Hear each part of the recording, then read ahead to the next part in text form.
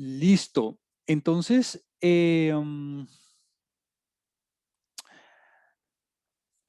la clase pasada, este material recuerde que ya usted lo tiene disponible en su, en Moodle y en la carpeta. Eh, um,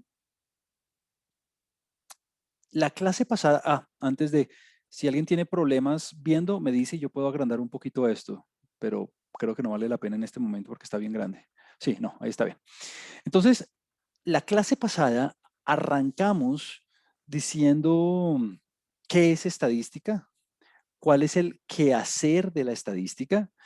Y en ese sentido dijimos que durante todo el semestre ah, vamos a estar aprendiendo técnicas, vamos a estar trabajando con herramientas tanto teóricas como computacionales en relación con recoger, clasificar, resumir y analizar conjuntos de datos.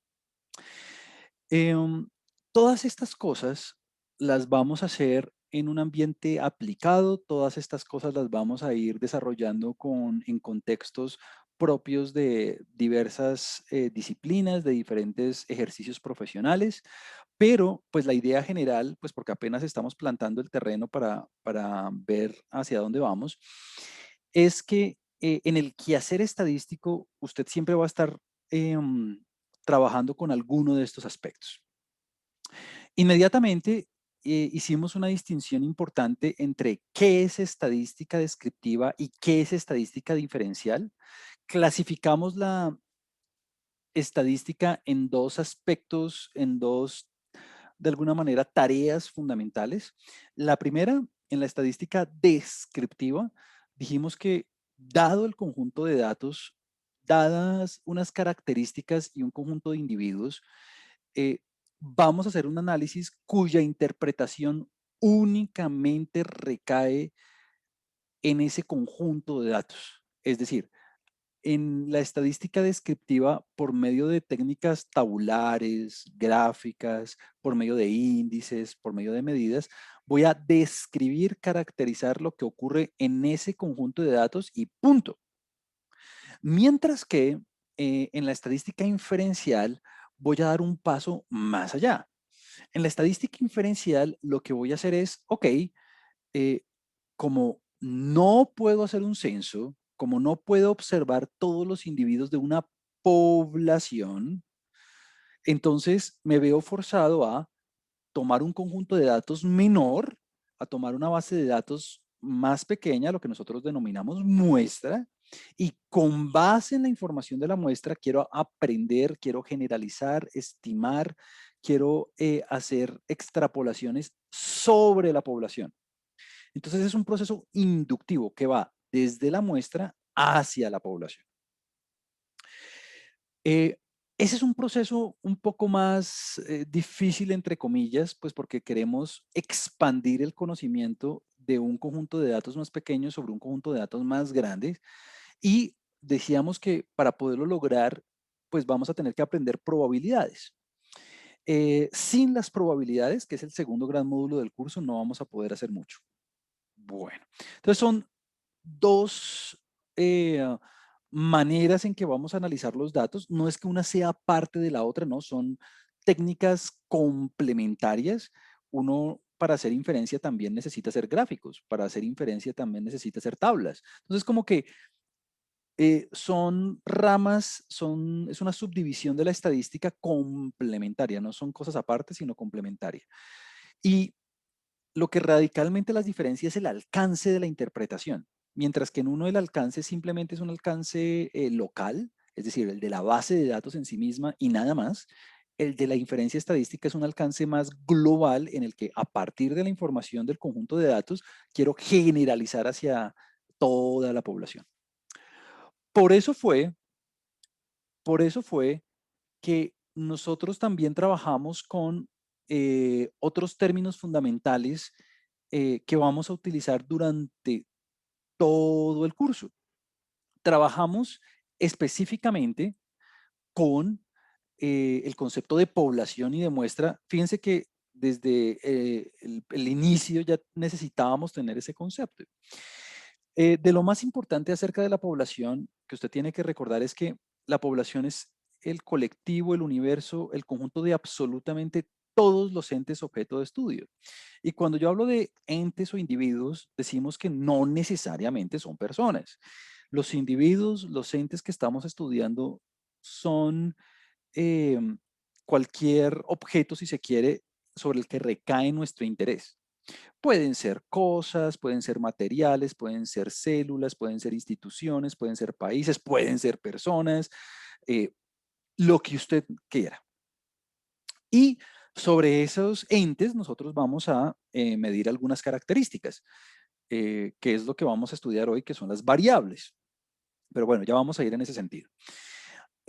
Hicimos una clasificación importante de las poblaciones entre finita e infinita y más que nada la diferencia surgió entre la forma en que se podían enumerar esos individuos. En las poblaciones infinitas, puede que la población sea tan grande que convenga pensarla como infinita a pesar de que se pueda enumerar o simplemente es infinita porque su naturaleza lo es. Dábamos el ejemplo de un proceso de medición donde dependiendo de la calibración del instrumento, uno podía tener infinitos resultados en un rango dado.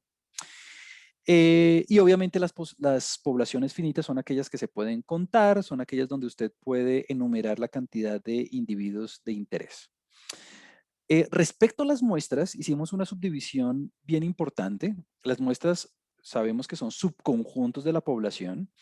Las muestras las distinguimos entre probabilísticas y no probabilísticas, pero más allá del carácter probabilístico, más allá de la aleatoriedad, la idea fundamental es la siguiente, y es que en las muestras probabilísticas, todo individuo de la población tiene algún chance de pertenecer a ella. Entonces, en ese tipo de muestras, eh, básicamente recae la responsabilidad de la inferencia estadística. ¿Por qué? Porque como todos los individuos tienen un chance de pertenecer a esa muestra y únicamente no aparecen gracias al efecto de la aleatoriedad, gracias al chance, gracias a la plausibilidad de pertenecer a ella o no, esas muestras son las que nos sirven para hacer inferencia estadística y generalizar sobre poblaciones. ¿Por qué? Pues porque si todos los individuos tienen un chance de pertenecer a la muestra y únicamente se les niega ese acceso gracias a la aleatoriedad, es porque esa muestra de alguna manera representa a la población en sus características más importantes en términos de los individuos y sus similaridades. Las muestras no probabilísticas precisamente son las que no son probabilísticas y simplemente se elaboran por conveniencia de forma subjetiva. Yo les decía la vez pasada como ejemplo que ustedes mismos, el grupo de estudiantes que está en esta clase escuchando mi voz, constituyen una muestra no probabilística de todos los estudiantes activos de la Universidad Nacional C de Bogotá. ¿Por qué? Porque ustedes son un grupo de la población, sí, claro que son un subconjunto de la población, aquí no hay nadie que no haga parte de la universidad, pero no son una muestra probabilística. ¿Por qué? Porque hay bastantes estudiantes de la universidad que no tuvieron ningún chance de pertenecer a este grupo. Por ejemplo, los que estudian medicina, los que estudian ciencias sociales, los de posgrado, en fin. Pero eso no quiere decir que ustedes como muestra no sirvan. Claro que sirven. Solamente que el alcance de las conclusiones que yo obtenga con base en la información que yo vea en ustedes es más limitado, ¿no? Esa es la gran diferencia. Ambos tipos de muestras sirven. Solamente que uno tiene que ser muy cuidadoso sobre qué saca las conclusiones. La clase pasada, y con esto termino el recuento para entrar en materia, también hicimos la diferencia entre qué es un estadístico y qué es un parámetro. Digamos que conceptualmente ambas cosas son lo mismo. Eh, son una, cuantifican una característica de la población en función de las observaciones, ya sea de la población en el caso del parámetro o de la muestra en el caso del estadístico. Pero Juan Camilo, ¿cómo así una función? Claro, si usted se da cuenta, en el ejemplo que estamos dando, dijimos, bueno, consideremos el promedio muestral, consideremos el promedio de la muestra. ¿Por qué el promedio? Pues porque es una medida muy conocida, todo el mundo sabe que es un promedio, todos saben que es sumar y dividir, en fin. Decidí coger ese estadístico por esa razón, no es porque sea el único, hay infinitos. Pero ¿cómo así una función? Ah, claro. Mire, usted cogió todas las observaciones de la muestra, desde la primera hasta la última, en la muestra, las sumó y luego dividió. Eso es una función de los valores de la muestra. Usted tomó como insumo observaciones de los individuos en la muestra y los promedió. Eso es una función. ¿Usted podría hacer lo mismo en una población? Claro que sí. Y mire que la fórmula es idéntica, solamente que, bueno, aparece el tamaño de la población y mire que como estoy haciendo una sumatoria, estoy asumiendo que la población es finita, de lo contrario me quedaría una integral, pero bueno, hablaremos de eso después. Y mire que estoy utilizando todos los valores de la población, lo que quiere decir que, si usted lo piensa detenidamente, cuando usted calcula un parámetro, usted necesitaría tener el censo. Si usted calcula un parámetro es porque de alguna manera tiene el censo a la mano porque si no, no puede hacer el cálculo. O sea que en la vida práctica, en realidad, nosotros vamos a trabajar casi siempre con estadísticos. ¿Por qué? Porque los parámetros son desconocidos. Precisamente para eso es la inferencia estadística, para poder de alguna manera estimarlos, para poder de alguna manera aproximarlos. Entonces, fíjense que conceptualmente definen la misma característica, en este caso el promedio, puede haber otros estadísticos, ¿no? Por ejemplo, la mediana, una desviación estándar, un coeficiente de Gini, una variabilidad, lo que usted quiera. Pero uno se calcula sobre la muestra y otro sobre la población. Y ahí habíamos quedado la clase pasada. Hoy vamos a tocar dos temas fundamentales. El primero es cómo vamos a proceder cuando queramos aprender del mundo. A esa sección le he puesto el título de proceso de investigación. Entonces, el primer mensaje que le quiero dar hoy es, no se lleve la idea de que investigación únicamente hace referencia a condiciones experimentales en un laboratorio absolutamente rígidas y demás. No, cuando yo hablo de un proceso de investigación es cuando hablo de un proceso en el que usted pone a su disposición todas estas técnicas que vamos a ir viendo durante el curso para aprender acerca del mundo, para aprender acerca de un fenómeno que usted desconozca, para poder en algún momento eventualmente tomar una decisión, ya sea a nivel de consultoría o de investigación, dado que usted no conoce todo lo que ocurre relacionado con ese fenómeno que le interesa.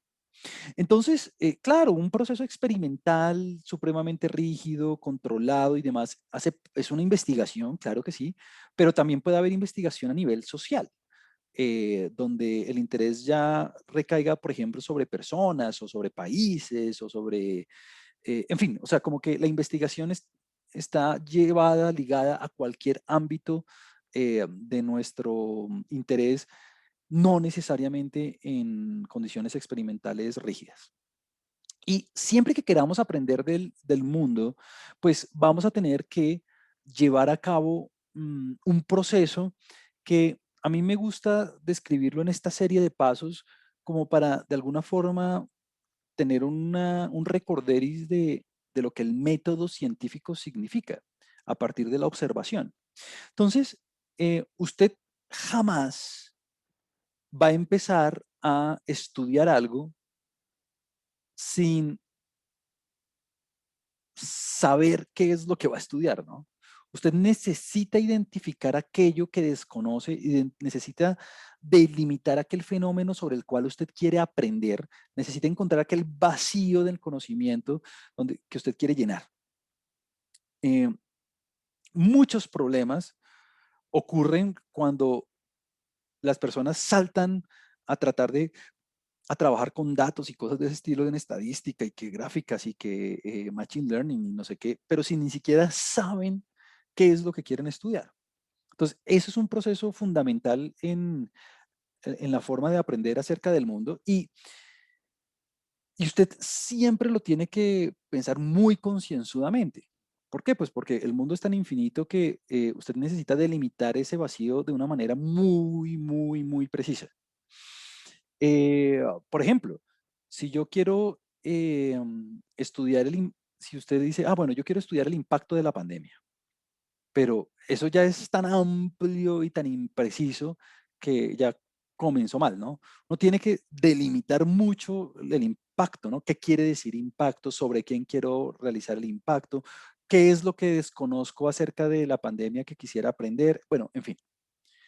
Ahora, una vez usted identificó ese vacío que quiere estudiar, identificó ese fenómeno al cual usted le quiere dedicar sus recursos en términos de tiempo, de dinero e intelecto, es importante que se tome otro muy buen tiempo, y en esto sí que uno se demora muy buen tiempo, porque si esto queda mal, todo queda mal.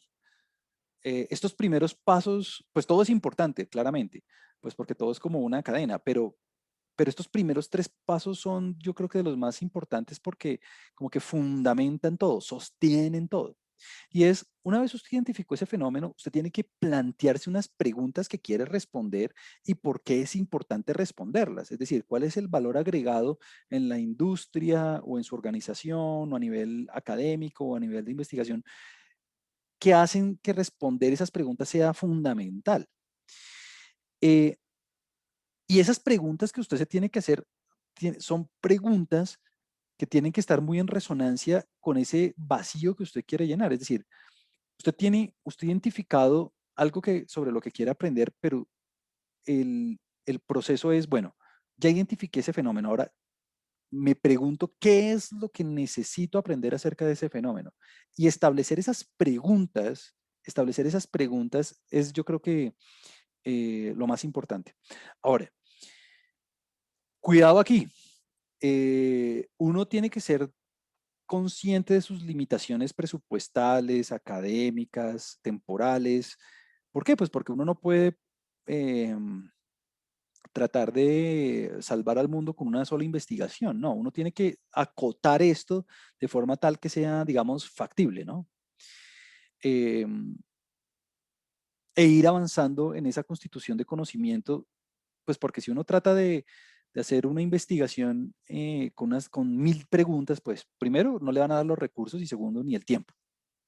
Ahora, los objetivos están muy ligados a las preguntas. Una vez usted sabe qué quiere responder, esto es algo como de ir construyendo simultáneamente. Una vez usted sabe qué quiere responder, ya puede plantear sus objetivos. Los objetivos usualmente se redactan con verbos, en infinitivo. Usted plantea sus hipótesis de lo que quiere acerca de las preguntas que usted se planteó. Eh, Esos objetivos nacen de las preguntas. Esos objetivos nacen de eh, ese planteamiento inicial que usted se hizo en el paso 1 y en el paso número 2. Y usualmente yo digo, uno debe tener como en mente uno, máximo dos objetivos generales, unos tres, máximo cuatro objetivos específicos, para dar respuesta a esas preguntas. Y es algo como que se hace en paralelo, es algo como que se hace en paralelo. Ahora, una vez usted ya gastó suficiente tiempo en esto, viene un paso en el que usted va a decir cómo la metodología, cómo voy a responder las preguntas, cómo voy a dar cumplimiento a los objetivos. Metodológicamente, ¿qué voy a hacer para poder solucionar los problemas que me planteé? ¿Cuáles herramientas estadísticas voy a usar? ¿Qué metodologías computacionales son las pertinentes? ¿Cómo voy a levantar la información? Como que todo lo relacionado con la logística y la forma del proceso en el que usted va a responder esas preguntas, viene la parte de metodológica. Estos primeros 4 pasos, diría yo que son los pasos, los primeros 3 o 4 pasos son los pasos en los que uno debería con todo su equipo gastar más tiempo. ¿Por qué? Porque es que si algo queda mal diseñado ahí, por ejemplo, el instrumento de medición con el que va a tomar la información o la calibración del instrumento con el que va a hacer las mediciones o plantea una pregunta que no está ni en ton ni son con el fenómeno que a usted le interesa o plantea una hipótesis que no tiene nada que ver con ninguna pregunta. eh, ese planteamiento, esa metodología, todos esos 4 pasos constituyen como el éxito digamos, de toda la investigación. Ahora, ¿por qué? Pues porque los siguientes 4 son pasos un poco más técnicos, un poco más mecánicos, en los que, nada, usted ya tiene un plan, usted ya sabe qué tiene que hacer, entonces ahora ejecuta. Listo, entonces ahora llevo a cabo el estudio, aplico mi instrumento de medición, empiezo a hacer las mediciones con mi instrumento calibrado, aplico, consigo todas las licencias o el software disponible para hacer los análisis, en fin, llevo a cabo el estudio, que es simplemente seguir el plan que yo ya había diseñado.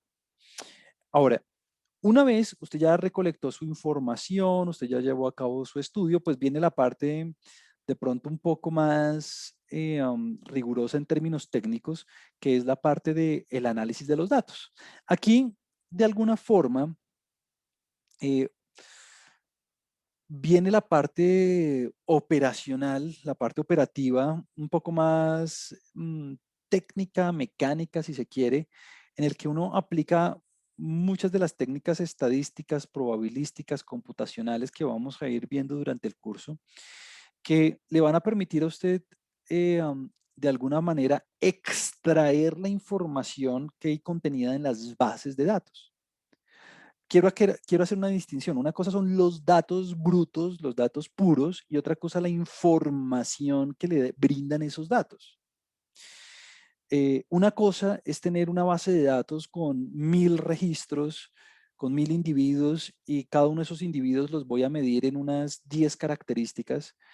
Eso me da un total de 10.000 datos. Entonces, una cosa es la base de datos con esos 10.000 datos, y otra cosa es la información que le dice a usted eso, es decir, como cómo condenso yo, qué información extraigo de ese conjunto de datos. Pues obviamente vamos a ver muchas técnicas tabulares, gráficas, numéricas, computacionales, inferenciales de cómo extraer esa información. Vamos a gastar bastante tiempo en eso.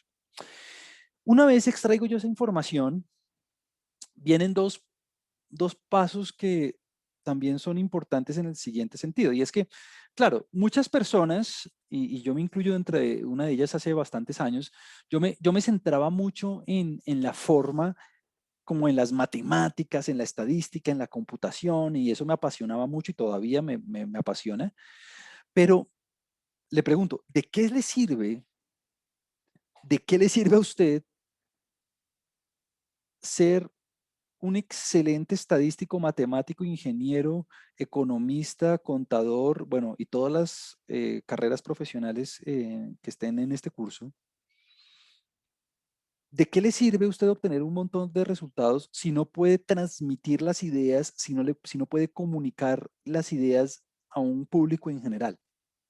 ¿De qué le sirve usted obtener un montón de resultados si usted no los puede, si ni siquiera los sabe interpretar? Es más, ¿de qué le sirve tener un promedio de 1,39 si usted no tiene ni idea qué significa el promedio?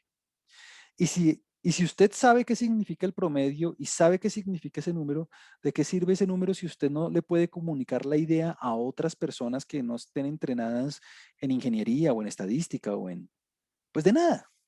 Entonces, la comunicación de los resultados, la forma en que yo presento los resultados, la forma en que yo vendo mi estudio, la forma en que yo digo, mire, lo que obtuvimos consensualmente fue esto, es una de las partes más importantes también.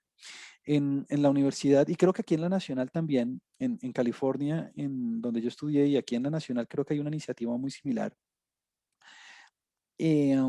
Hay un concurso que lo llaman Grand Slam. Y en ese concurso, eh, lo que hacían era todos los estudiantes de doctorado, pues los que querían hacerlo, tenían 3 minutos, 3 minutos para mostrar su investigación. 3 minutos para mostrar su investigación a una audiencia que no era especializada en el tema que ellos estaban tratando. Eso, a eso es a lo que me refiero, como cuando yo digo los resultados es como, bueno, ¿qué comunico? de forma que le llegue a todas las personas que no necesariamente tengan un entrenamiento en esto y que sirva para tomar una decisión en algún momento. Y obviamente, pues finalizamos el proceso con las conclusiones, con la discusión de los resultados y las conclusiones. ¿En qué sentido? En que, bueno, ¿vale la pena hacer otro estudio como continuación de este?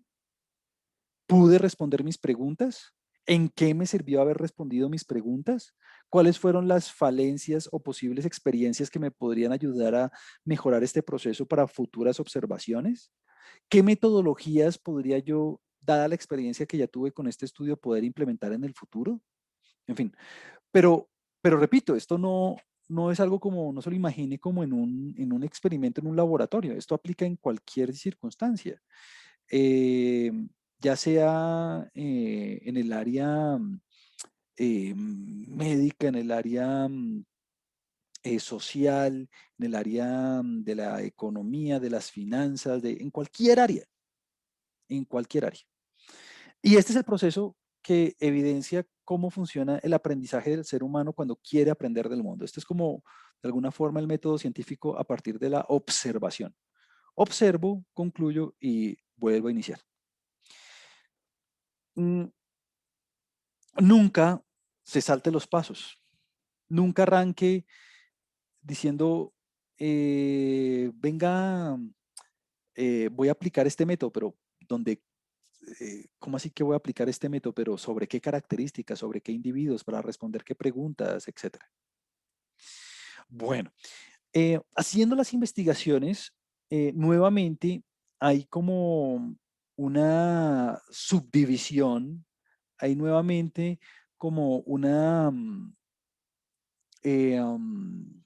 caracterización que ya nosotros hemos hecho, que es la misma clasificación que hicimos cuando estábamos hablando del casier estadístico en términos de estudios descriptivos, o sea, los que hacen referencia a la estadística descriptiva, y estudios analíticos, los que utilizan la estadística inferencial. Simplemente por, de alguna manera, precisar ideas, cuando usted está trabajando con estudios descriptivos, varias cosas. Primero, recuerde, en los estudios descriptivos, mis conclusiones eh, um, únicamente aplican mm, a el conjunto de individuos que constituye la base de datos. Punto.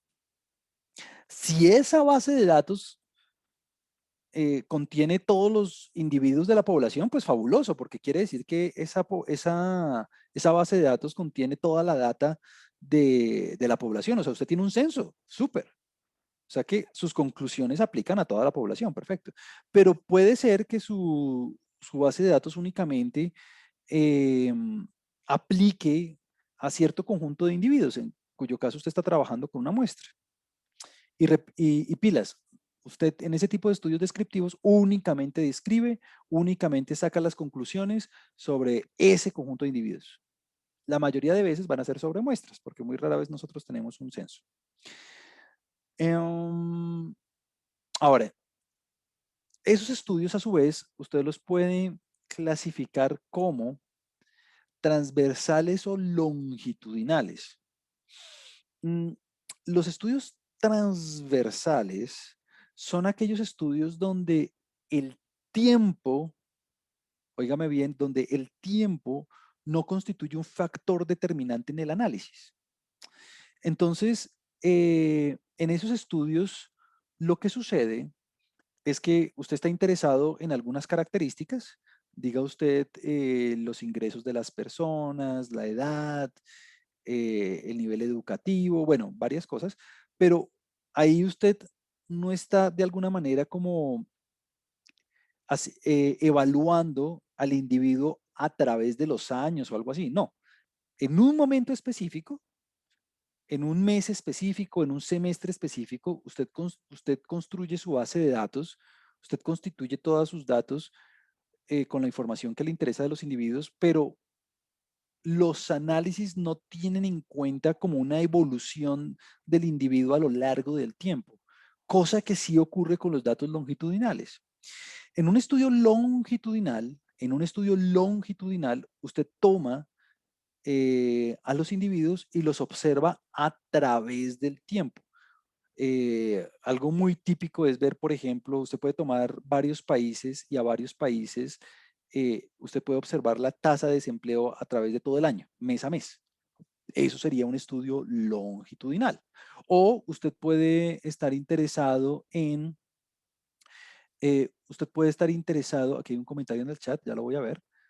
Usted puede estar interesado en la evolución de unos ratones o unas personas cuando se les administra un medicamento a través del tiempo para ver cómo reaccionan al mismo.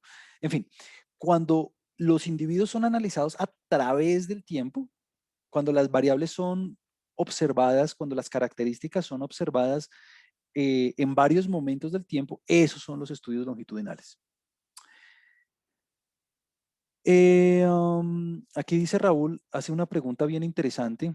Raúl dice, ¿qué pasaría si tengo un estudio descriptivo con una muestra probabilística? Aunque solo es un estudio de datos, ¿no aplicaría hacer inferencias? Me gusta este comentario porque quiere decir que Raúl está entendiendo bien lo que estamos diciendo y es, sí, excelente intervención. Si yo tengo una muestra probabilística, lo que yo haría en una primera etapa del estudio el análisis, digamos, es hacer un análisis descriptivo, pues para ver qué ocurre en esa muestra. Entonces yo puedo hacer tablas, gráficos, puedo hacer algunas medidas, algunos índices sobre esa muestra para entender lo que ocurre dentro de la muestra. Etapa número 1. Etapa número 2. Ya que entendí que tengo la muestra, ya que entendí lo que ocurre en la muestra, pues no voy a desaprovechar, yo no desaprovecharía el hecho de que es probabilística y lo que haría es, listo, ya entendí lo que tengo dentro de esta muestra, vamos a expandir el resto de la población, pues porque la muestra da para eso. Entonces, haría las dos cosas, tanto entender lo que ocurre dentro, como utilizarla como insumo para hacer la extrapolación. Eh, entonces, de alguna manera, uno puede utilizar esos datos de varias formas. En ese sentido, es como labor del analista, es como labor de la persona que está haciendo el estudio hasta dónde quiere llegar. Pero la verdad sería muy raro que alguien invirtiera recursos en una muestra probabilística y no la explotara para hacer inferencia. Lo que sí podría pasar es, por ejemplo, que nada, esto pasa muchas veces en la contratación y en las licitaciones, es lo siguiente, es que la licitación se hace la primera etapa se hace para recoger la muestra o para diseñar la muestra. Entonces, yo participé en la encuesta nacional de salud el año pasado y una primera parte de la licitación era esa, diseñar la muestra. Y el equipo diseñaba la muestra y listo, entregó y se acabó. Ese fue el contrato. No se iba a poner a hacer todo el proceso, pues porque no iba más allá de lo que se había contratado. Aquí Carlos hace otra pregunta interesante, vamos a verla. Carlos dice, ¿puedo hacer extrapolaciones en cualquier parte del estudio o solamente en un momento en específico? Carlos, yo diría que hay instancias naturales donde ocurre ese proceso. Me explico. Claramente, pues uno no puede hacer la extrapolación, la generalización, la predicción, la estimación sin tener los datos, ¿no? Entonces, claro, lo primero es conseguir los datos, conseguir la muestra probabilística. Y en ese punto, uno dice, listo, ya tengo todos los datos, ya tengo la base de datos. Bueno, hay un proceso ahí intermedio que es que hay que limpiar la base. Ustedes se van a enfrentar a eso un poco. ¿A qué me refiero con limpiar la base? Por ejemplo, eh, esto ocurre todo el tiempo. Las bases de datos usualmente vienen sucias, entre comillas. ¿Por qué? Porque puede haber características, diga usted, el sexo. Entonces, masculino, femenino. Entonces, esa es una variable que puede que venga codificada de múltiples maneras. Entonces, cuando se estaba registrando los datos, algunas personas escribían mm, hombre o escribían masculino con mayúscula, otros con minúscula, en fin, como que vienen como varios valores que significan lo mismo, pero el computador, obviamente, si usted a un computador le pone masculino con mayúscula y con minúscula, eso significa cosas diferentes. Entonces, pues viene la fase de limpieza de la información, por ejemplo, decidir sobre qué unidades de medición voy a utilizar. Voy a utilizar kilogramos o gramos, como estandarizar todas las medidas, ¿no? Porque qué tal que yo tenga fuentes de información externa y entonces en una base vengan las medidas en kilogramos y en otras en gramos, o en metros y en pies, en fin. Entonces viene una parte de limpieza de la base de datos, pero una vez esa limpieza está hecha, una vez ya tengo los datos listos, en ese momento viene la parte en que voy a hacer viene la parte en que voy a hacer la extrapolación. Ahora, es raro, es raro hacer una extrapolación sin haber hecho una descripción de la muestra. Entonces, el proceso sería algo así como este. Recoger los datos, limpiar los datos, describir los datos, o sea, describir la base, y ahí sí hacer la extrapolación. Una vez uno hace la extrapolación, ahí sí ya empieza a tomar sus conclusiones y sus discusiones. Entonces es el proceso natural. Eh, digamos, pensando en la pregunta que hace Carlos, podría ocurrir que a uno le digan, bueno, uno ya está como que en el proceso de la discusión de los resultados y demás, y a veces sucede esto me ha pasado a mí, y le digan a uno, uy, Juan Camilo, se acabó de dar cuenta el investigador que tomó los datos que el instrumento no estaba perfectamente calibrado y todas las mediciones están off por unos 2 o 3 centímetros. Entonces uno ahí tiene que volver a procesar todo y demás. Pero pues es algo que se le sale a uno de las manos, pero digamos que el proceso es ese, ¿no? Eh, diseñar la muestra, tomar la muestra, limpiar los datos, describir los datos y ahí sí hacer el proceso de extrapolación. Es muy orgánico, ¿no? Es muy natural, es muy natural. Eh, nadie, por ejemplo, se va a poner a hacer una extrapolación sin saber qué tienen los datos, ¿no? Bueno. Entonces, volviendo un poco al tema, tenemos la distribución transversal y longitudinal de los estudios. Entonces, el tiempo es un factor determinante en el análisis. En el caso longitudinal, yo miro la evolución de los individuos a través del tiempo y en otra no. En otra simplemente me quedo con las observaciones en un momento dado, ¿no? En un mes en particular, en un año en particular. Listo. En los estudios analíticos es donde hacemos como todas esas inferencias, todas esas predicciones, extrapolaciones, sobre todo con propósitos más elevados a nivel poblacional. Por ejemplo, probar relaciones de causa y efecto, probar relaciones, en fin, como aprender en general de la población. Pilas, aquí voy a hacer una distinción de una vez. No es lo mismo que dos características estén relacionadas a que haya una causa y efecto entre dos características. En unas 2 o 3 clases les voy a mostrar varios ejemplos al respecto, pero el hecho de que haya una relación importante entre dos características no quiere decir que una cause la otra o la otra cause la una. Puede que sí, pero podría ser que la relación sea eh, no causal, sino de una coincidencia, pues. Y en estos estudios analíticos, pues como, por ejemplo, si yo estoy probando el efecto de una vacuna sobre los individuos de una población, pues yo no puedo hacer un censo, éticamente no es correcto, no tengo los recursos y demás. En esos estudios es donde yo aplico la inferencia. ¿Por qué? Porque me toca tomar las decisiones con base en la información de una muestra. Ya dado que hacer un censo no es recomendable. En fin, como que en los estudios analíticos es donde vienen todas esas extrapolaciones y estimaciones a nivel poblacional. Bueno, esto en términos de cómo uno puede llevar a cabo los estudios. Ahora, hay un tema que hemos venido trabajando un poco tácitamente y es el tema de las variables. Ah, las variables que hemos venido, digamos, hablando, pues porque ya se vuelve casi que un lenguaje del día a día, las variables, piénselas como características de los individuos, como característica de los entes objeto de estudios. No, no las piense tanto como en el sentido del cálculo que uno le enseñaban, como la variable X y la variable Y. No, piense las variables como las características que usted va a observar, que usted va a medir en los individuos.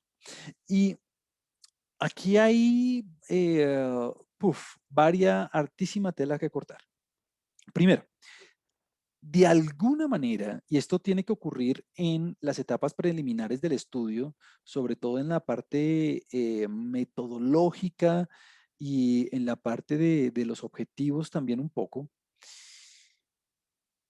eh, usted, el, el investigador, el consultor, el profesional, el analista, tiene que decidir, tiene que decidir de manera muy certera qué variables, qué características va a observar para poder responder las preguntas y los objetivos que se planteó.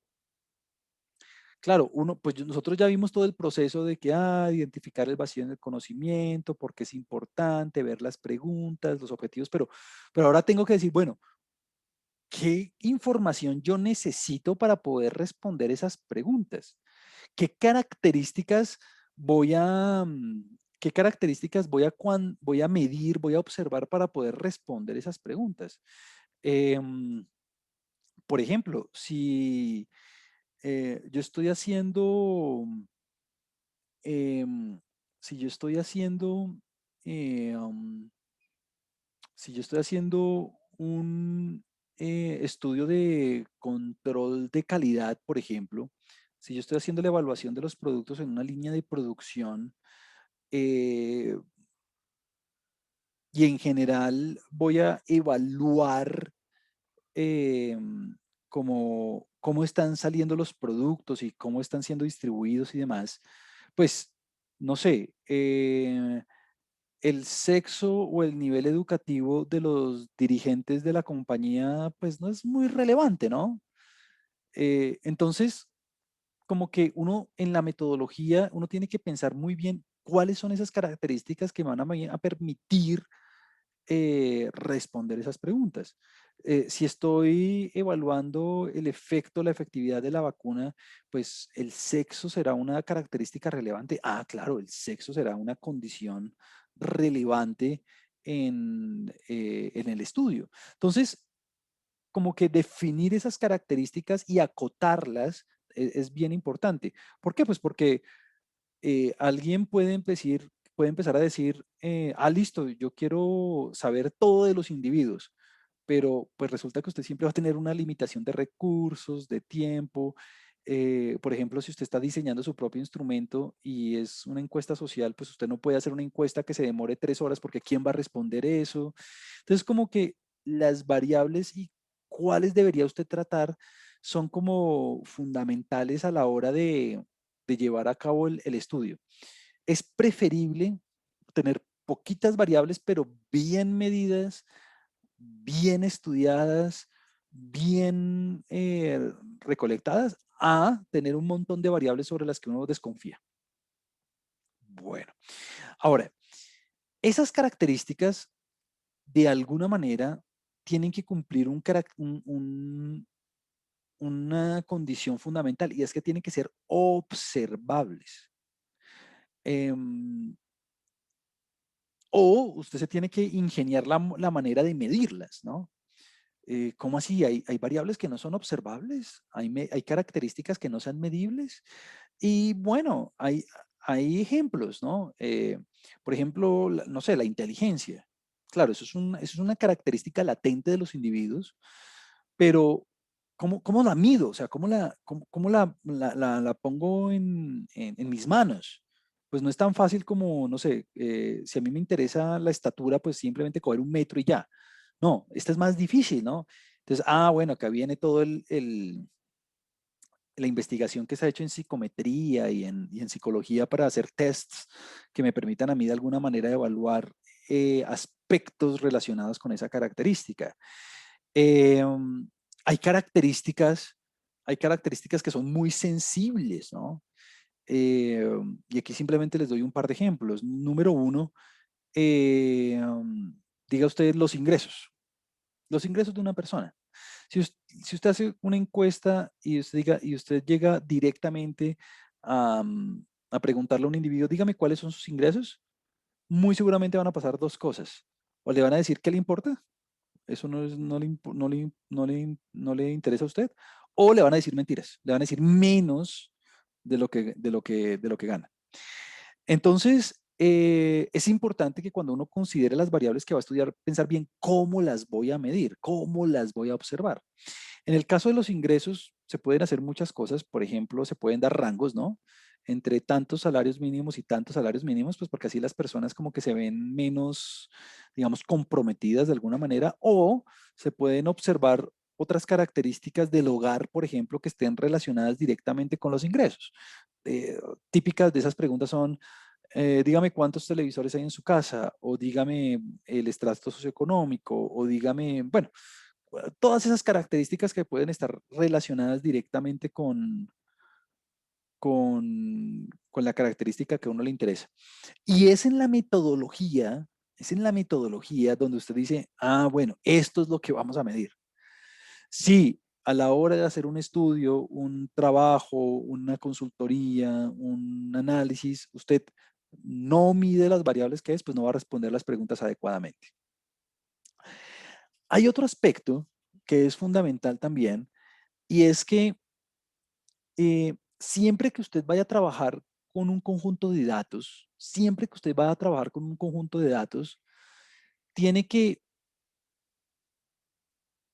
entender a la perfección, y voy a hacer mucha énfasis en esto, usted tiene que entender perfectamente, tiene que entender perfectamente las unidades de medida. Primero, ¿qué significa la variable, no?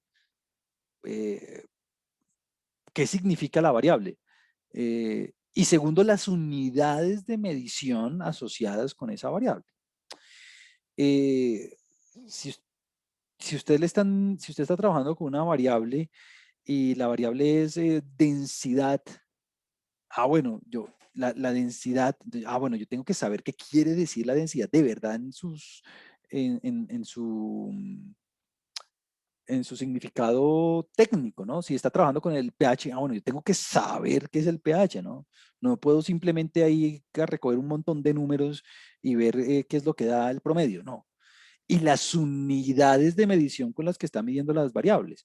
Si usted está trabajando en pesos, es diferente a trabajar en dólares, que es diferente a trabajar en miles, que es diferente a trabajar en millones, que es diferente a trabajar en días, que es diferente a trabajar en segundos, que es diferente a trabajar en años cumplidos, en fin, como que nunca durante este curso y en su vida profesional, nunca haga un análisis, nunca se vaya a mandar a hacer algo sin entender bien las variables. Y esto ocurre mucho porque muchas veces las personas utilizan fuentes de información secundarias, es decir, van a entidades gubernamentales, diga usted el DANE, Banco República, diga usted un ministerio, diga usted cualquier entidad, no necesariamente gubernamental, pero cualquier entidad o cualquier organización que haya recogido los datos por usted, y usted simplemente los descarga y los va a analizar, eh, sea cual sea su procedencia. Y lo que ocurre muchas veces, y yo lo veo pasar todos los años en todos los cursos, es que las personas, eso se mandan a calcular, se mandan a graficar, se mandan a hacer cómputos y cosas, pero ni siquiera saben en qué unidades están trabajando. Ni siquiera saben, eh, por ejemplo, si se trata de algo que está en kilogramos, o es algo que está en segundos, o es algo que está en puntos porcentuales, o es algo que está en metros por segundo, o bueno, todo depende del caso, ¿no? Pero, pero nunca haga un análisis en este curso, nunca haga un análisis en su vida profesional sin saber de qué está hablando. Listo. Ahora, luego de hacer estas salvedades, pues las variables, nosotros vamos a seguir la clasificación, la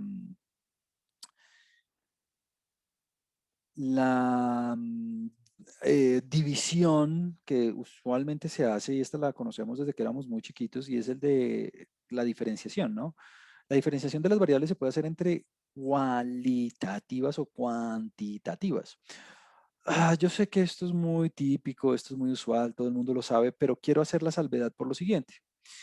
Y es que dependiendo de cómo sea la variable, si quali o quanti, y dependiendo de cómo se mida, vamos a hablar de eso ahorita en un segundo después del break, aplican unos análisis o no. Entonces voy a dar varios ejemplos. Pero bueno, las cualitativas son aquellas variables que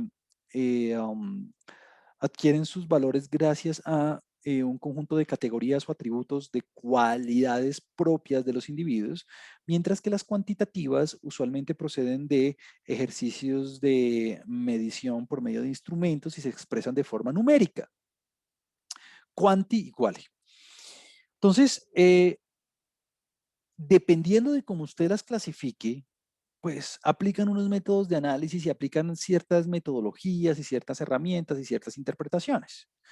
Que no vaya a pasar cosas extremas como la siguiente. Considere usted tiene una base de datos y una persona ve el número de cédula, ¿no? Número de cédula, el número de cédula. ¿Variable quali o variable quanti? Número de cédula. Esa es una variable cualitativa, es un identificador, ¿no? Esos números, que a pesar de que sean números, no reflejan, no simbolizan ningún ejercicio de medición, no reflejan ninguna cantidad en sí misma. Solamente que utilizamos los números pues para poder codificar de forma más fácil. Entonces, si alguien hace mal esa clasificación, eh, aunque R lo haga, aunque Python lo haga, aunque Excel lo haga, no va a coger toda esa columna de números de cédulas y decir, uy, el número de cédula promedio fue 80.451.528. ¿Eso tiene sentido? No. Por ejemplo, usted tiene el ejemplo que damos ahorita del sexo, ¿no? Masculino, femenino. Bueno. El DANE, por ejemplo, o bueno, la mayoría de instituciones que trabajan con esa variable la codifican en términos binarios de 0 y 1. 0 para hombres, 1 para mujeres, o al revés, no importa. O 1 y 2, también sucede así. Entonces, a pesar de que usted tenga una codificación numérica para la variable, pues la variable no pierde su carácter cualitativo. Entonces, si usted tiene un montón de unos y de doses y me saca el promedio, ¿de qué me sirve ese promedio? Pues de nada. Entonces, a eso voy, a que la forma en que usted clasifica la variable es fundamental para saber identificar el análisis que usted va a llevar a cabo. Ahora, las variables cuantitativas en sí mismas las puede clasificar usted como discretas y continuas, y esta es una subdivisión que aplica para las cuantitativas, y es una subdivisión que también es importante para los métodos. Las variables discretas y continuas, yo sé que en algún momento ustedes lo han visto, pero igual lo repito. En las variables discretas, los valores de la variable no siempre admiten valores intermedios. ¿Cómo así que no siempre admiten valores intermedios? Sí, por ejemplo, el número de hijos que está ahí como, o número de hijos, eh, número de artículos con algún tipo de efectos, número de estados financieros con algún tipo de error, número de personas con cierta opinión, número de. ¿Es posible encontrar un valor de la variable entre 1 y 5? Sí, claro. El 3 o el 4 o el 2. Muy bien. ¿Es posible encontrar un valor de la variable entre 10 y 15? Sí, obvio, el 14, por ejemplo. Pero ¿siempre es posible encontrar un valor de la variable? Y la respuesta es no, ¿no? Por ejemplo, entre 10 y 11, ¿es posible encontrar un valor de la variable? No, entre 10 y 11, el 10.5 aquí no clasifica, porque ¿cómo así que el número de hijos, 10.5 hijos, más allá del tamaño, más allá de la magnitud, ¿no? ¿Cómo así que 10.5? ¿Dónde está medio hijo? No, eso no funciona así, ¿no? ¿Cómo a mí si medio estado financiero malo? No, eso está mal. Entonces, cuando las variables siempre admiten valores intermedios, esas son las variables continuas. Son las variables que admiten infinitos valores en un rango dado. Y esas variables son, pues, usualmente las que provienen de procesos de medición con instrumentos calibrados muy bien y son aquellas variables que vienen, diga usted, el peso, la estatura, unos ingresos. Alguien me puede decir la edad. Digo, sí, la edad podría ser, pero la edad usualmente nadie la reporta en una escala continua, ¿no? Usualmente la edad nosotros la reportamos en una escala discreta, porque uno dice años cumplidos. Usted no va a decir, yo tengo 21 años, 3 días, 21 años, 4 meses, 3 días, 2 horas, nada. Uno dice, tengo 21 y ya. Entonces el tiempo es continuo, sí, pero dependiendo de cómo lo mide, ¿no? Si usted dice en el tiempo en horas, bueno, el tiempo en horas continuo. Claro, yo puedo decir, este individuo tardó en realizar la tarea 1 hora, 1.4 horas, claro, 1.32 horas, claro, se puede. Pero si usted le dice en horas cumplidas, pues eso ya es otro asunto, ¿no? Entonces, por eso es muy importante saber la escala de medición. Eh, Y esta taxonomía es la que vamos a usar usualmente cuando trabajemos con las variables. Repito, es una taxonomía muy típica, es una taxonomía muy regular que uno, pues ya, esto pasó hace tanto tiempo que ya ni me acuerdo, pero en el colegio uno le enseñaban esto, pues. Ahora, quisiera hablar, antes de irnos al break, un poquito sobre cómo van a estar constituidas las bases de datos. Y es que, bueno, nosotros usualmente vamos a estar trabajando con muestras, ¿no? O sea que N para nosotros va a ser como, ya lo decíamos la vez pasada, si alguien no ve me puede decir, por favor. N va a ser el tamaño de la muestra, el número de individuos, ¿no? Entonces aquí vamos a poner tamaño muestral. Tamaño muestral. Y el número de variables, usualmente yo lo simbolizo con la letra P. La letra P yo usualmente la utilizo para decir el número de variables. Entonces aquí voy a poner perdón la pereza, número de variables, número de características, objeto de estudio. Usualmente nosotros vamos a trabajar con casos multivariados, o sea, nosotros vamos a conseguir varias variables al mismo tiempo. Diga usted ingreso, sexo, nivel educativo, pues no necesariamente esas. Si estamos trabajando con materiales, entonces pesos, resistencias, elongaciones, bueno, lo que usted quiera. Pero más allá de eso, lo que quería decir era que nosotros vamos a trabajar con datos estructurados. La mayoría de los datos en el mundo no vienen de forma estructurada, pero así no vengan en forma estructurada, como ocurre en la minería de texto, por ejemplo, en el análisis de texto y de imágenes, a pesar de que no vengan de forma estructurada, uno la vuelve estructurada. ¿A qué me refiero? A que uno va a conformar una matriz de datos. Uno una vez tiene la información, uno la organiza en una matriz. Ustedes me perdonarán mi pulso, pero voy a hacer mi mejor esfuerzo. Esa matriz de datos, que aquí ya lo estoy representando con un rectángulo,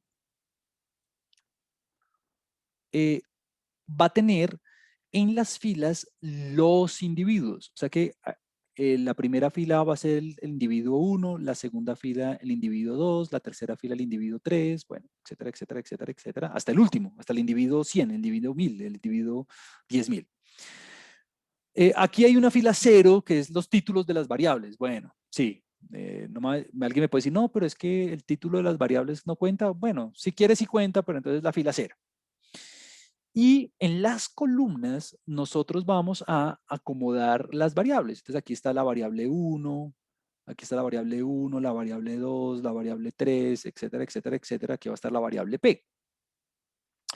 Y lo bonito de, digamos, definir este sistema de información es que nosotros de ahora en adelante siempre vamos a poder acceder a la información de instancias particulares de los datos, pues siguiendo esta convención. ¿Cómo así? Ah, pues bueno, si yo le digo, deme por favor toda la información correspondiente al individuo 100, al individuo 25, al individuo 7. Ah, pues yo me ubico en ese individuo, aquí le voy a poner individuo y me enfoco en toda la fila de ese individuo. Entonces, si usted quiere el individuo 100, pues va a la fila número 100 y mira todos los valores en esa fila. Bueno, listo. Entonces alguien me puede decir, bueno, y ahora yo quiero todos los valores de la variable 3, de la variable 2, de la variable j. Bueno, si yo quiero todos los valores de la variable j, pues yo me encargo de conseguir, de filtrar, de particularizar únicamente todos los datos de esta columna. Esta columna contiene toda la información de los individuos a través de esa misma variable y esta fila contiene toda la información de ese individuo en particular a través de todas las variables. Y de ahora en adelante vamos a trabajar con esta convención. Lo que quiere decir que de ahora en adelante yo le voy a dar matrices de datos de n por p. N por p. Que algunas de estas columnas sean variables cualitativas, otras cuantis, sí. Eso se va a ir mezclando. Que algunas sean texto, otras sean mediciones de ingresos o de pesos o de temperatura, sí. O sea, eso se va mezclado. Pero por columna tenemos las variables y por filas tenemos los individuos. Y lo que va a ocurrir comúnmente a partir de la próxima semana cuando empecemos a trabajar computacionalmente es que estos archivos, claro, al inicio, pues cuando empecemos a trabajar, yo voy a empezar con ejemplos muy chiquiticos. Al principio, pues yo voy a trabajar con archivos o con daticos pequeños, pues porque pedagógicamente esa es la mejor opción. No voy a, en el primer análisis, no tiene sentido hacer el análisis de una base de datos de 1.000.000 de registros y 100 variables, pues porque sería muy engorroso y muy antipedagógico hacer eso. Pero usualmente lo que va a ocurrir es que estas matrices de datos se las voy a entregar en varios formatos, como en un archivo de texto plano que tiene extensión TXT, o puede que le dé esta matriz de datos en Excel en formato XLSX, o puede que se la dé en formato CSV, que es un archivo de texto separado por comas o puntos y comas, o bueno, en fin, como que usualmente en los casos de estudio, en los talleres, en los parciales, en lo que hagamos en el curso, yo les voy a entregar matrices de datos, matrices de datos. Y claramente, pues se las entrego así, pues porque, claro, ya en la segunda semana de clase, en la segunda, tercera semana de clase, pues ya vamos a trabajar con conjuntos de datos de 100 individuos, 200, 500 individuos. Entonces, imagínense uno a mano tratar de entregarles esta información. No, yo más bien les digo, subí un archivo con la información, simplemente descárguela e impórtela en el software, ya sea R o sea Excel o sea Python, el que usted quiera utilizar. Y así va, y esta convención es la que vamos a utilizar siempre. Individuos, filas y variables, columnas. ¿Podría haber sido al revés? Sí, podría haber sido al revés. ¿Siempre la información viene, digamos, así de bonita? No, no siempre viene así de bonita. ¿Por qué? Pues porque, por ejemplo, las imágenes no vienen así, ¿no? Las imágenes toca decodificarlas para poderlas expresar en este tipo de matrices. O el texto lo mismo, o el sonido lo mismo. En fin, como que cada conjunto de datos tiene su propia magia. Pero esta pues es la forma estándar de presentarlo. Bueno, Entonces, en esas matrices vamos a consignar toda la información. Y antes de ir al break quisiera decir lo siguiente, y es, bueno, número uno, no olvide, esté muy pilo de las unidades de medición, esté muy consciente de cuáles unidades de medición está trabajando. Es demasiado importante. Segundo, necesariamente usted tiene que untarse las manos de computador, de archivos. ¿Me explico? Pues porque si yo le voy a pasar los datos en un formato de texto de Excel, por ejemplo, o de archivo de texto, pues usted tiene que aprender a manipular esos archivos, a abrirlos, pegarlos, cortarlos, importarlos, en fin. Pero pues esa práctica va a ir ocurriendo poco a poco durante las clases y yo pues obviamente les voy a ir dando varias indicaciones pues para que usted se ilustre y aprenda al respecto. Y yo iba a decir otra cosa importante acerca de las matrices de datos.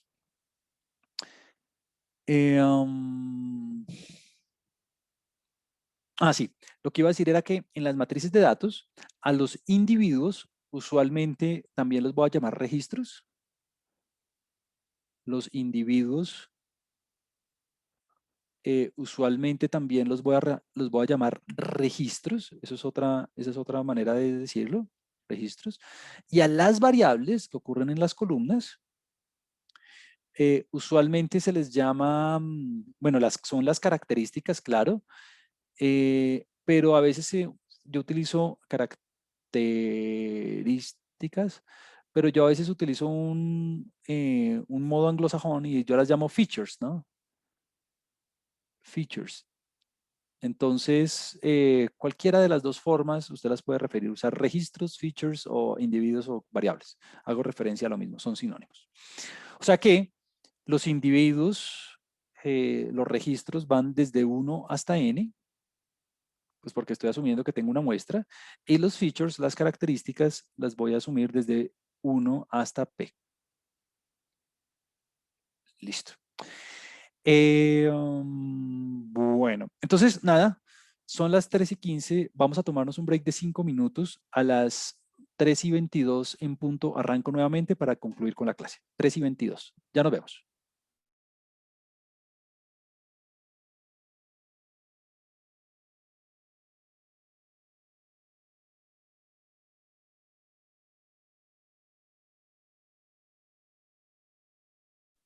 Bueno, muy bien, bienvenidos de vuelta. Vamos a continuar entonces con nuestro estudio de las variables. Veníamos diciendo que la taxonomía de las variables es fundamental, la taxonomía de las variables es fundamental para elegir el método apropiado a la hora de resolver un problema. Aquí en el chat alguien había escrito, no me había dado cuenta, que si hay algún criterio, voy a leerlo, no me había dado cuenta, si hay algún criterio para remover ciertos datos. Y la respuesta es, de alguna manera, todo depende, todo depende. En mi experiencia, eh, la última opción sería remover información de una base de datos. Pues, ¿por qué? Porque si no estaríamos perdiendo insumos. Estaríamos perdiendo insumos. Pero, por ejemplo, si por algún motivo yo sé que la variable no estaba medida correctamente o el instrumento de medición estaba sesgado o no estaba calibrado, pues vale la pena remover esa información, pues porque no es confiable, no es fiable. Pero sería el último recurso. Cuando uno tiene conjuntos de datos, la idea es explotar la mayor cantidad de información de todas las variables simultáneamente. Esa es como la idea general. Como que el último, como que el último recurso es remover información. Y si hay criterios, sí hay criterios. Muy seguramente en el transcurso de las aplicaciones que vayamos haciendo van a ir surgiendo varias aclaraciones al respecto. Bueno. Entonces, después de el merecido descanso, como mencionaba Carlos, vamos a terminar nuestra discusión con algunos detalles propios de la medición. Entonces vamos a arrancar. Si usted considera un grupo de variables, si usted considera un grupo de características, por más ingeniosa que sea su investigación, por más ingeniosa que sea su metodología, si su proceso de medición no es llevado a cabo de una manera fiable, de una manera confiable, es decir, si los valores de los atributos que usted mide no tienen como un sentido lógico o concordante, hasta ahí le llegó todo. Por eso es muy importante establecer criterios de medición bien definidos. La medición es el proceso mediante el cual uno asigna los valores a las características que uno esté trabajando. Entonces, si yo estoy trabajando, por ejemplo, con ingresos, voy a medirlo en pesos, voy a medirlo en dólares, voy a medirlo en rangos, entre tantos y tantos salarios mínimos, entre tantos y tantos salarios mínimos. En la edad, ¿cómo la voy a medir? En años cumplidos, en meses, vale la pena hacerlo en forma continua, en forma discreta. El peso, voy a considerar un instrumento de medición calibrado en kilogramos o simplemente un rango de valores en un peso dado. El pH, voy a medirlo con el instrumento de forma continua o simplemente voy a decir ácido neutro y básico. En fin, como el proceso mediante el cual yo asigno esos valores es fundamental para que todo salga bien en el análisis. ¿Por qué? Porque imagínese un caso donde usted sea el mejor analista del mundo, donde usted sea la persona que computacionalmente sea excepcional, sepa muchas matemáticas, pero si su insumo está mal, pero si su insumo en términos de datos está mal, pues usted será la persona más brillante del planeta, pero si sus insumos están mal, todo de ahí en adelante va a estar mal, incluyendo obviamente los resultados y las conclusiones. Por eso el proceso de medición es fundamental a la hora de hacer un estudio. En ese sentido, hay una taxonomía, hay una clasificación de cómo medir las variables de una forma muy precisa para que precisamente no tengamos esos problemas cuando se lleva a cabo el estudio. Entonces, eso es lo único que nos hace falta discutir. Vamos a hacerlo. Cuando nosotros estamos trabajando con características medibles, observables, la primera forma, la primera manera de medir una variable es utilizando una escala nominal. En una escala nominal, usted simplemente va a utilizar los valores de la variable para clasificar a los individuos. No hay ningún otro proceso más allá que el de clasificación. No hay ningún protocolo extra más allá del de decir, bueno, estos individuos están en esta categoría, estos en esta y estos en esta otra. Y ejemplos abundan, ¿no? Por ejemplo, el sexo, eso es una variable medida en escala nominal, porque usted tiene los individuos y simplemente los clasifica en hombres o mujeres, punto, en masculino o femenino, punto. O usted puede tener nacionalidad, por ejemplo. Entonces usted clasifica a los individuos de acuerdo a la nacionalidad, ahí están los valores de la variable. Usted puede tener la raza, por ejemplo, entonces ahí usted tiene un conjunto de animales y los puede clasificar de acuerdo a su raza. En fin, como que la clasificación es el único fin de esa medida nominal. Ahora, si su propósito va más allá de la clasificación, usted necesita un refinamiento en la forma de medir. Aquí viene la siguiente escala, que es la escala ordinal. Entonces, la escala ordinal, además de clasificar, entonces fíjese que aquí hay un anidamiento, ¿no? ¿Todo bogotano es colombiano o todo colombiano es bogotano? toda escala nominal, toda variable medida en escala nominal también está medida en escala ordinal, o toda medida en escala ordinal también es nominal. Entonces, además de clasificar, entonces toda escala ordinal es nominal, además de clasificar, los valores de la variable me sirven para ordenar los individuos o los valores en una escala con sentido, sea ascendente o descendente, eso es lo de menos. Es decir, los valores de la variable permiten establecer una relación entre los individuos de orden, de menor a mayor o de mayor a menor. Y ejemplos abundan también. Diga usted el nivel educativo. En el nivel educativo usted tiene 4 valores, por ejemplo. Primaria, bachillerato, pregrado y posgrado. Entonces, ¿existe un motivo para decir que alguien con primaria esté antes que una persona con posgrado? Claro. ¿Por qué? Porque los años de educación necesarios para obtener, para terminar la primaria son menores a los años de educación requeridos para tener un posgrado. No ocurre lo mismo con el sexo, ¿no? ¿Hay alguna razón para poner el valor de hombre primero y el de mujer después, o al contrario? No, no, ahí no hay un ordenamiento. Mientras que en la escala ordinal sí. Aquí doy otro ejemplo. Eh, la clasificación del pH como ácido neutro y básico. Claro, mire aquí la trampita, entre comillas. Clasificación del pH, o sea, no estoy midiéndolo, no estoy utilizando una escala continua de medición, no. Simplemente estoy haciendo una clasificación en ácido neutro y básico. Entonces, ¿hay una clasificación? Sí. ¿Hay un ordenamiento? Claro que sí. Una sustancia ácida podemos decir que es menor o mayor, no importa el orden, que una básica, por ejemplo. Entonces, cuando hay un ordenamiento natural, más allá de si es ascendente o descendente, estamos diciendo que estamos usando una escala ordinal.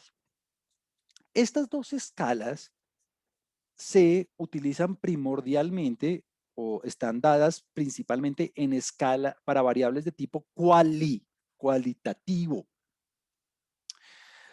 ¿Por qué? Porque cuando usted quiere ir más allá, usted dice, ah, bueno, ya clasifiqué, ya ordené, pero usted puede decir, no, yo necesito una variable, yo necesito medir mi variable en una escala que me dé más información. ¿Por qué? Pues porque, digamos, en el nivel educativo, listo. Usted tiene nivel educativo por decir algo. Y entonces, usted dice, claro, yo sé que primero están los de primaria y luego están los de posgrado, eso es claro. Pero ¿puedo establecer una distancia bien definida entre ellos? Y la respuesta es no. ¿Por qué? Porque si usted tiene un individuo con primaria y usted tiene un individuo con posgrado, pues claro, usted sabe que uno tuvo más años de educación que otro, pero, pues usted no sabe, con esa información únicamente, usted no sabe cuál es la diferencia en años de educación entre esos dos. ¿Serán 10 años? ¿Serán 15 años de diferencia? Pues depende, pueden ser ambas. Puede que alguien tenga una primaria incompleta con apenas 3 años de educación y otra persona con posgrado que tenga 17 años de educación. Pero puede tener una persona en primaria con 5 años de educación y otra en posgrado con 10 años de educación. Entonces, mire que a pesar de que en ambos casos, la de primaria está primero que la de posgrado, establecer una distancia entre los individuos no es posible. ¿Por qué? Porque la escala de medición no le da para eso. A diferencia de lo que ocurre con las variables medidas en escala de intervalo. Cuando usted quiere más de la variable, cuando usted para hacer sus análisis necesita más información, como poder establecer distancias reales, distancias bien definidas, usted debería utilizar una escala donde por medio de cantidades numéricas, o sea que aquí ya estamos en el reino cuanti, por medio de cantidades numéricas, usted puede definir cuál es la diferencia entre dos individuos de manera precisa y exacta. Entonces, me explico. Si yo le digo a usted, bueno, considere la variable temperatura, ok, variable cuantitativa, medida en grados centígrados. Variable cuantitativa en grados centígrados, perfecto. Yo le doy dos individuos, dos objetos puede ser, uno que tiene, o dos líquidos, o dos lo que usted quiera. Uno que tiene 30 grados centígrados y otro que tiene 32 grados centígrados. ¿Cuál es la diferencia entre esos dos individuos? 2 grados centígrados. ¿Está bien definido? Sí, perfecto. ¿Por qué? Pues que si yo le digo a usted otros dos individuos, por ejemplo, 51 grados centígrados y 53 grados centígrados, ¿cuál es la diferencia entre esos dos? Pues nuevamente 2 grados centígrados. Entonces, mire que entre cualquier par de variables, entre cualquier par de valores de la variable, usted puede definir una distancia real, una distancia absoluta, una distancia, digamos, cuantificable y precisa de la diferencia entre los valores. El gran pero, por eso la temperatura es el ejemplo perfecto para esto de la escala de intervalo. El gran pero para una variable medida en escala de intervalo es que en la escala de intervalo el cero no es un valor real, el cero no es un valor absoluto, el cero no indica ausencia del atributo, el cero no es un valor absoluto, es un valor arbitrario. ¿Por qué? 0 grados, mire esta pregunta, 0 grados centígrados indica ausencia del atributo, ausencia de temperatura. No. ¿Por qué? Porque si usted si usted cambia de unidades de medición, pásese a Fahrenheit, a grados Kelvin o algo así, pues el cero ya se convierte en otro valor. Entonces mire que el cero no indica ausencia real del atributo, es simplemente alguien que cuando hizo la escala a esa temperatura la llamó cero y punto. Pero puede que en otras unidades ese cero se convierta en otro valor, por 32 grados centígrados, por ejemplo. Entonces, 32 grados, perdón. Entonces, el gran, digamos, no pero, pues digamos como la característica fundamental de la escala de intervalos es que listo, ya tengo las distancias. O sea que estoy trabajando con una variable cuanti, ya puedo saber de forma real qué tan separados están unos individuos de otros, las distancias son reales, se mantienen. No es como en el ejemplo de la educación que yo no sabía cuántos años de diferencia había entre dos individuos con los mismos niveles. Entonces eso ya es mucho más elaborado, mucho más fino, pero el cero es relativo, el cero es relativo. Aquí Juan hace una aclaración con respecto a la temperatura, eh, pero esa sería temperatura relativa, Celsius Fahrenheit, ¿no? Porque la temperatura absoluta, el cero sí es térmicamente ausencia de energía. Bueno, aquí ya nos estamos viendo excelente comentario, excelente apreciación, pero creo que esta apreciación precisamente, precisamente apunta exactamente a donde quiero ir. Y es que, claro, nosotros aquí tenemos, como bien lo indica Juan, tres, digamos, escalas, ¿no? Celsius, Fahrenheit y Kelvin. Ok. Una cosa, una cosa es el aspecto físico relacionado con la menor temperatura que se puede obtener, como bien lo dice Juan, en ausencia de energía, que es ese cero absoluto, pero ese cero absoluto ya es el cero, digamos, en términos físicos reales. Pero otra cosa es el cero de el grado centígrados Fahrenheit al cual me refiero, que es un cero relativo que ya no tiene que ver con la física, sino con a cómo voy a denominar ese nivel de temperatura. Eh, diferente de aquí hay otro comentario de Juan Andrés, ya lo voy a leer, diferente de otros atributos donde el cero sí es un cero absoluto, y con esto voy a terminar, digamos, mi explicación y creo que con esto va a quedar claro lo de la temperatura, es el cero como indicador real de ausencia del atributo. Cuando el cero Cuando el cero es un cero real, es un cero absoluto, hago referencia a que hay ausencia real del atributo. Diga usted unos ingresos. Yo tengo ingresos. Listo. Cero ingresos. ¿Qué quiere decir eso? pues que no tuve ganancias, ¿no? Entonces, así usted lo mida en pesos, así usted lo mida en grados, así usted lo mida en dólares, así usted lo mida en millones, así lo mida en miles, así lo mida en euros, lo que sea, cero es que tiene cero, no ganó nada, punto.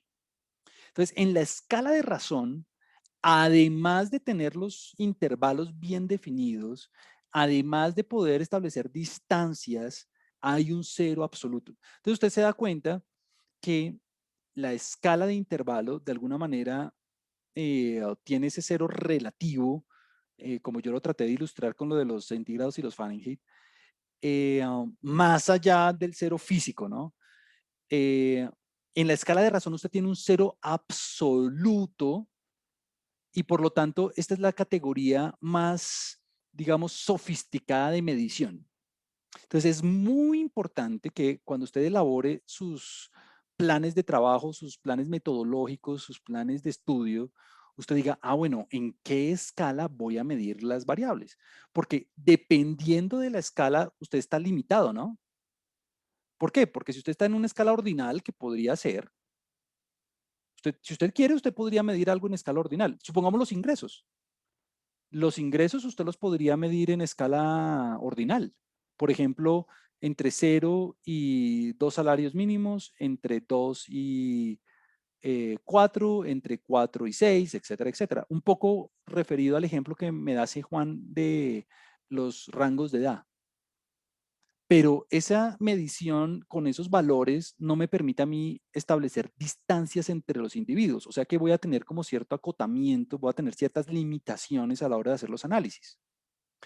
Si usted quiere ir más allá y poder hacer análisis más sofisticados, bueno, pues váyase a una escala de razón midiendo el microdato en valores reales de dígame cuánto se gana usted en millones de pesos. Listo, yo me gano 1.56. 1.560.000. Listo. Entonces, la escala de medición, de alguna manera le dice a usted hasta qué punto puede llegar en el análisis. Hasta qué punto puede llegar en el análisis. Ahora, la escala nominal ordinal, yo ya le dije, están dadas para variables cualitativas. Variables cuanti están dadas en escala de intervalo o de razón. Y la gran diferencia es el valor del cero. No sé, creo que ustedes me dirán si amerita una explicación extra o no lo del cero. Por ejemplo, otro ejemplo diferente, bueno, no quiero adelantarme en el taller, pero por ejemplo, no sé, el test, el puntaje en un test de inteligencia, por ejemplo. El hecho de que alguien tenga cero en ese puntaje indica que no tiene inteligencia. Entonces, lo voy a dejar ahí, simplemente para que usted mismo lo piense y usted mismo lo razone. Entonces, como bien lo indicaba Juan y como Juan José y Juan Andrés, todo depende sí, de alguna manera de la escala en la que uno lo mida, claro, de medición, las unidades, pero el cero al que se refería Juan hace referencia al cero físico, no al cero de la escala que estoy utilizando para medir. ¿Listo? Échenle cabeza un poco a esto de la medición, sobre todo cuando estén clasificando las variables que les puse en el taller y si necesitamos una explicación adicional la próxima vez, lo podemos hacer, no hay ningún lío. Entonces, hoy, ¿qué vimos? Hoy hicimos el recuento, bueno, de los conceptos fundamentales de estadística. Luego nos adentramos en los detalles del proceso de investigación concebido como una formulación paso a paso y muy detallada del método científico, donde hay una consecución de pasos propios para poder aprender acerca del mundo. Hicimos una distinción, como ya la habíamos hecho, entre estudios descriptivos y analíticos, en términos de el alcance de los estudios, ya sea para un alcance simplemente de caracterizar a otro, de extender, de generalizar, de predecir. Y vimos toda una taxonomía acerca de las variables. Esta taxonomía la vimos en muchos sentidos, la vimos en una clasificación, digamos, si se quiere, por naturaleza, en términos de quali o quanti. Las quanti también las dividimos en discretas y continuas, dependiendo de los valores que puedan asumir. Vimos, y vuelvo a insistir en esto, que las unidades de medición con las que yo trabaje son fundamentales para poder hacer cualquier cosa. Sin entender eso, no hay nada que hacer. Y pilas, pilas. Lo voy a decir una vez. Usted puede haber hecho todo perfecto, pero si se equivoca en las unidades de medición y elige la respuesta incorrecta, la eligió la incorrecta. Punto, porque entonces indica que no se fijó de las unidades de medición.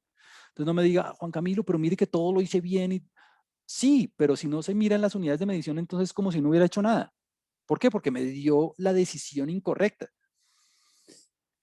Hablamos en términos computacionales de cómo vamos a trabajar con los datos, en términos de una estructuración tipo matriz, donde en las filas vamos a tener los individuos y las variables van a ir en las columnas. Y hicimos una disertación con cierto detalle acerca de cómo se mide y de cuáles son las escalas que tenemos disponibles para poder hacer el proceso. Distinguimos dos importantes, la nominal y la ordinal para variables quali y la de intervalo y la de razón, que las diferencia el cero, el origen del cero, para las variables quanti. Entonces, con esto cierro la clase, con esto ya terminamos el contenido de hoy. Por favor, hagan el taller, por favor, solucionen el taller y si hay alguna pregunta, alguna duda acerca de las escalas o acerca de las clasificaciones o lo que sea, la podemos resolver la próxima vez. Bueno, muchas gracias por su atención y nos vemos la próxima. Hasta luego.